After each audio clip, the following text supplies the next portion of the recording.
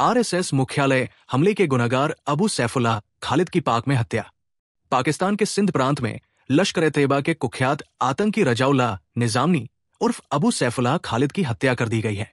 अबू सैफुल्लाह वही आतंकवादी है जिसने वर्ष 2006 में नागपुर स्थित राष्ट्रीय स्वयंसेवक संघ आरएसएस मुख्यालय पर हुए आतंकी हमले की साजिश रची थी। रविवार को उसे उस वक्त 3 अज्ञात बंदूकधारियों ने गोलियों से भून दिया जब वो अपने घर से निकलकर बदनी इलाके की एक सड़क क्रॉसिंग पर पहुंचा था।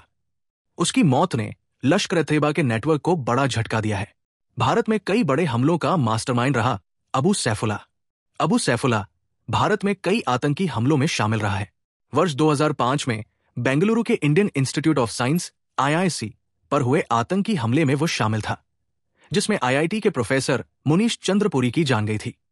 इसके अलावा वर्ष 2008 में उत्तर प्रदेश के रामपुर में स्थित केंद्रीय रिजर्व पुलिस बल CRPF कैंप पर हुए हमले का भी वो मास्टरमाइंड था, जिसमें 7 सुरक्षाकर्मी और एक नागरिक मारे गए थे। नेपाल में छुपा बैठा था, बदलता रहता था पहचान। सूत्रों के अनुसार अबू सैफुल्लाह खालिद नेपाल से लश्कर-ए-तैयबा की गतिविधियां संचालित करता था और वहां गाजी, विनोद कुमार, मोहम्मद सलीम जैसे नामों से पहचान छिपाकर रहता था। वो लश्कर के शीर्ष आतंकियों में गिना जाता था और अबू अनस जैसे बड़े आतंकी नेताओं का करीबी माना जाता था। उसकी मौत के बाद लश्कर के अंतर्राष्ट्रीय नेटवर्क में हलचल मच गई है। भारत की आतंकवाद के खिलाफ जंग को मिली बड़ी सफलता। अबू सैफुल्लाह की मौत भारत के लिए एक बड़ी रणनीतिक सफलता मानी जा रही है।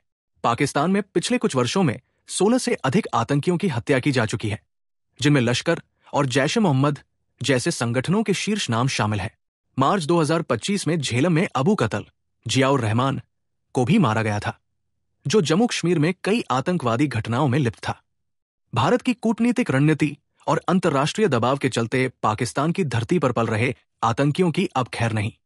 अबू सैफुल्लाह की मौत इसका ताजा उदाहरण है।